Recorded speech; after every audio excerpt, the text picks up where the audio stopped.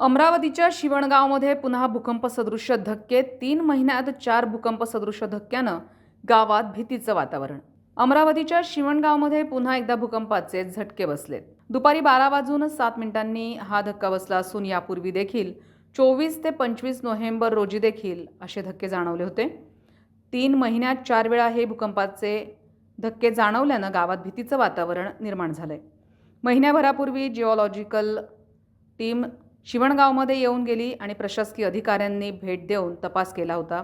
मात्र कोणतीही ठोस माहिती पुढे आली नाही. त्यानंतर अजूनही धक्के जाणवत असल्यानं नागरिकांमध्ये मात्र भीतीचं वातावरण आहे. प्रशासनानं शिवणगाव, शिरसगाव, मोझरी इथे भूकंपमापक यंत्र बसवण्यात येणार असल्याचं आश्वासनही दिलं होतं. अजूनही हे यंत्र बसवण्यात न आल्यानं नागरिकांनी नाराजी व्यक्त केली आहे. त्यामुळे हे यंत्र तातडीनं बसवण्याची मागणी सरपंच धर्मराज खडसे आणि सामाजिक कार्यकर्ता प्रशांत कांबळे यांनी केली आहे. आज 12:07 पुन्हा सौम्य धक्का जाणवलेला आहे. याच्या आधी पण मागल्या महिन्यात 23-24 तारखेला लगातार 2-3 झटके जाणवले होते. त्याच्या आधी 1 महिना आधी पण झटका जाणवला होता. हा झटका असा होता, आपल्या इथून फतेपूर आहे, फतेपूरमध्ये तिथे भांडे पडलेले आहे. दिवालमध्ये कसं आहे, आपण कपाट करतोय की नाही, कपाट होतं कळप्याचं, त्याच्यावर भांडे होते, भांडे पडलेले आहे. मी स्वतः जाऊन पाहणी केली आणि त्याच्यानंतर गावात पण पूर्ण गावातले लोक बाहेर आले. झटका आला. त्याच्यानंतर इथल्या लड्डा स्कूलमधले प्राचार्य यांचा फोन आला.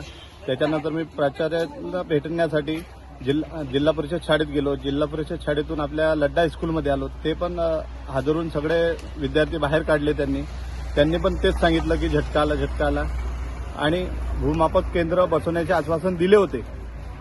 पण आतापर्यंत भूमापक केंद्र बसवलेलं नाही.